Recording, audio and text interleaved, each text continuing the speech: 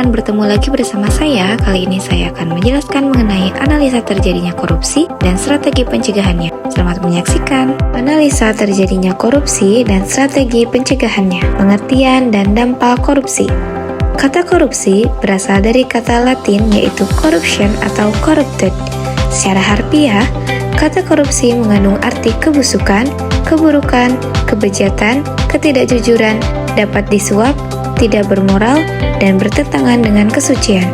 Dampak terjadinya korupsi meliputi yang pertama, dampak ekonomi.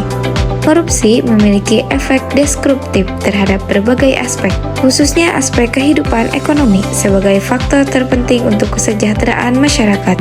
Menurut Mauro, tahun 2011 mengatakan bahwa korupsi memiliki korelasi negatif dengan kemajuan ekonomi, yaitu peningkatan investasi, pertumbuhan ekonomi, pendapatan dan pengeluaran pemerintah untuk program pembangunan sosial dan kesejahteraan masyarakat. Yang kedua, dampak sosial. Dalam kaitan dengan kemiskinan, korupsi mengakibatkan rakyat miskin semakin sulit mendapatkan akses ekonomi, finansial, kesehatan, pendidikan, informasi, hukum, dan lain-lain. Yang ketiga, runtuhnya otoritas pemerintahan.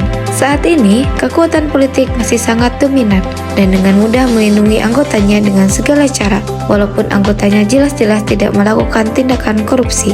Melindungi seorang koruptor dengan kekuatan politik merupakan salah satu indikasi besar tentang runtuhnya etika dan sosial dan politik di negeri ini.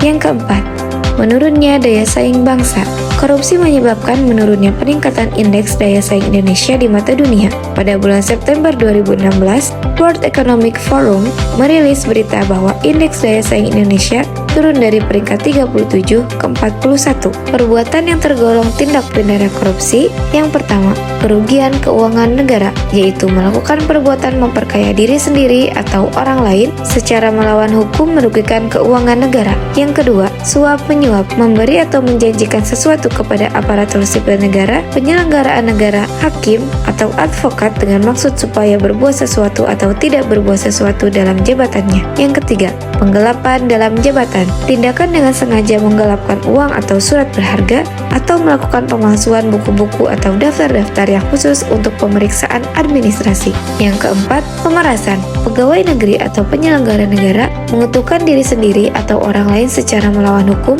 atau dengan menyalahgunakan kekuasaannya, memaksa seseorang memberikan sesuatu, membayar, atau menerima pembayaran dengan potongan untuk mengerjakan sesuatu bagi dirinya sendiri. Yang kelima, perbuatan curang yang dapat membahayakan orang lain, contohnya perbuatan curang pada pengadaan barang TNI dan Kepolisian Negara Republik Indonesia yang membahayakan keselamatan negara saat berperang. Yang keenam, benturan kepentingan dalam pengadaan terjadi ketika pihak swasta memberikan suap kepada pegawai pemerintah agar dimenangkan dalam proses tender.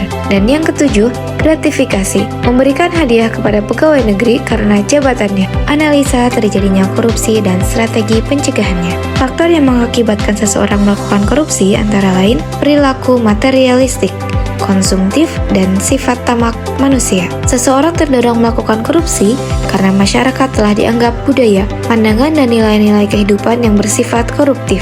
Yang selanjutnya, faktor ekonomi dan sosial. Lemahnya kontrol sosial terhadap korupsi mengakibatkan praktek-praktek korupsi bisa bertumbuh kembang secara leluasa di tengah masyarakat. Dan yang terakhir, faktor organisasi, seperti kurangnya akuntabilitas dari organisasi dan lemahnya sistem pengendalian manajemen dan pengawasan, membuka peluang bagi pembuatan korupsi dalam sebuah organisasi.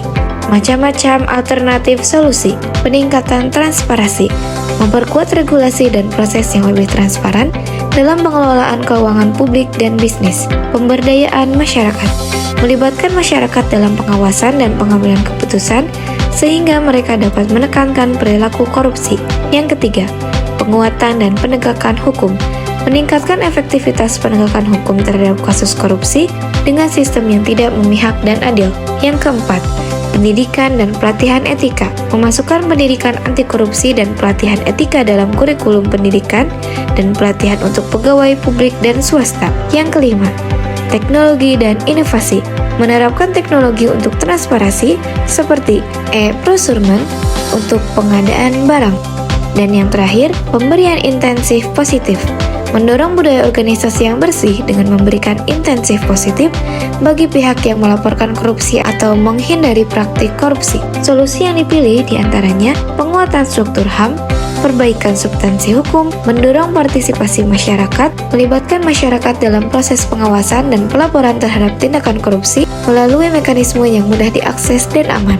Kebiasaan hidup agar tidak melakukan korupsi, yaitu penanaman kejujuran sejak dini, kedisiplinan, kesadaran, penerapan pajak kekayaan yang tinggi, dan hidup sederhana dan bersyukur. Sistem kehidupan yang harus diwujudkan agar tidak terjadi korupsi yaitu penegakan hukum yang efektif, memperkuat lembaga penegak hukum seperti Komisi Pemberantasan Korupsi, yaitu KPK, kepolisian, dan kejaksaan agar beroperasi secara independen dan profesional. Yang kedua, transparansi dan akuntabilitas untuk mempublikasi laporan keuangan pemerintah dan memantau pengeluaran secara real time. Yang ketiga, reformasi birokrasi, melakukan rotasi pegawai secara berkala untuk mengurangi peluang terjadinya korupsi. Yang ketiga, reformasi birokrasi. Yang keempat, pendidikan dan kesadaran publik untuk meningkatkan kesadaran masyarakat tentang bahaya korupsi melalui kampanye pendidikan dan sosialisasi. Dan yang terakhir, penguatan etika dan integritas, menyusun kode etik yang ketat bagi pejabat publik dan pegawai negeri serta memastikan penerapannya. Itu saja yang bisa saya sampaikan, semoga bermanfaat dan terima kasih.